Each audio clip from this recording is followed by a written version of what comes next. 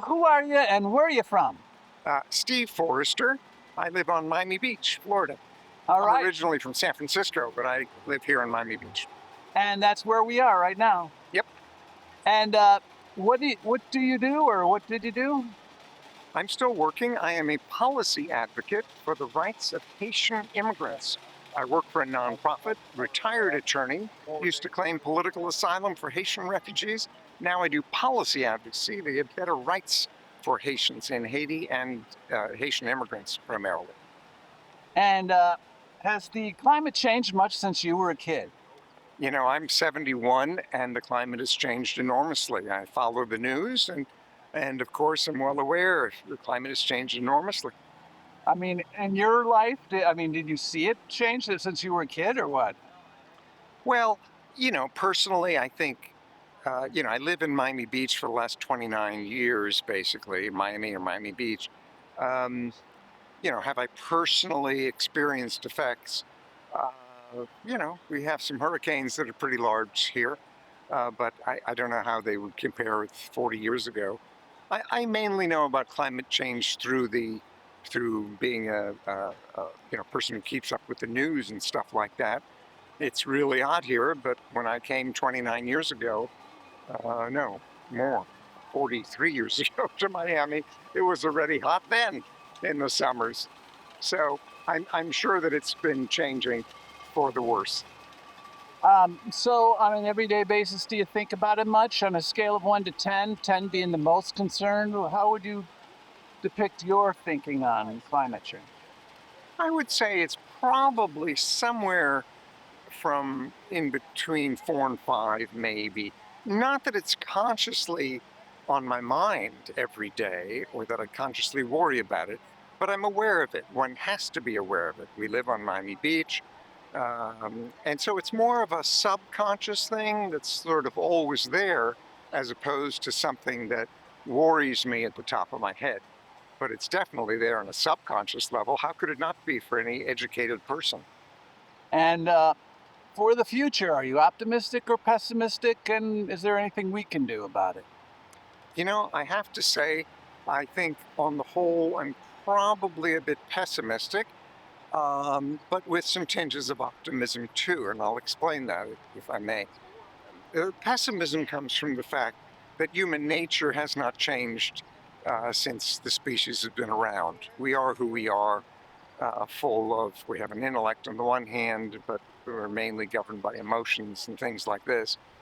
And of course, the political atmosphere is very difficult.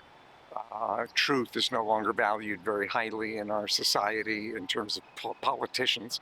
I mean, we have a whole party, the Republicans, with very few exceptions, people like Liz Cheney, have gone on the deep end.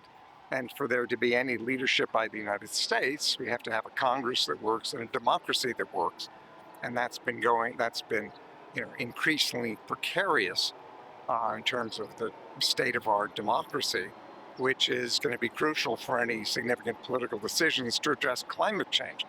I mean, it would have been, wonderful had Al Gore, had the Supreme Court not given the election to George Bush in 2000, because Al Gore obviously cared deeply about the environment and the climate. So there have been a series or if the butterfly ballot didn't elect was it George Bush? I forget which election Here it in was. Florida. Here in Florida, the butterfly ballot, which had the result of maybe that was the Bush Gore 2000. election too. Yes. Mm-hmm. But anyway, things could have been. We've got an electoral college system that says it's not one person, one vote. It gives equal votes to Montana, Montana and California, whatever. Crazy system. We don't have a pure democracy at all.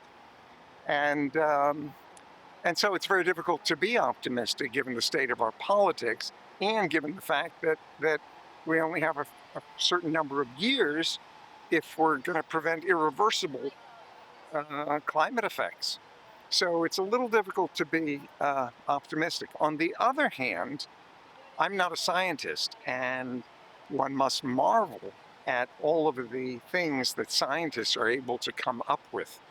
So it's probably likely that within the next few decades, perhaps sooner rather than later, but both, scientists are going to come up with all kinds of practical things to, deal with the emissions of carbon dioxide or whatever it is. I don't know the details of how it works, but I'm sure scientists are coming up with all kinds of stuff. And every once in a while, one sees something about it.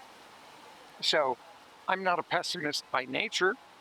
Uh, we have a real challenge in front of us. My concern is that human nature hasn't changed and the stupidity of politicians and human beings hasn't changed.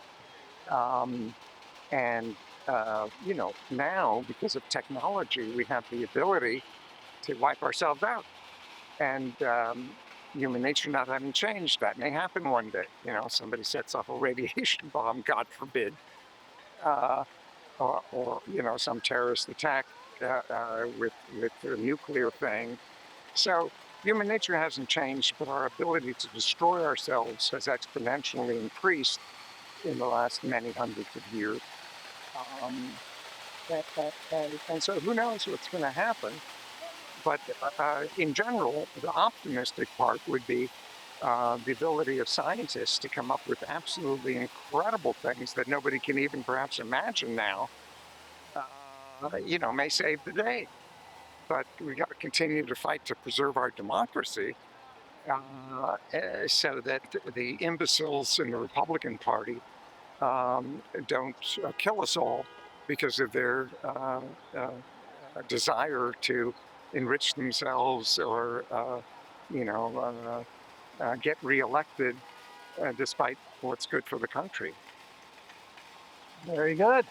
Today is the 31st of January here on Miami Beach, Florida. Thank you very much. My pleasure. Thank you. Thank you.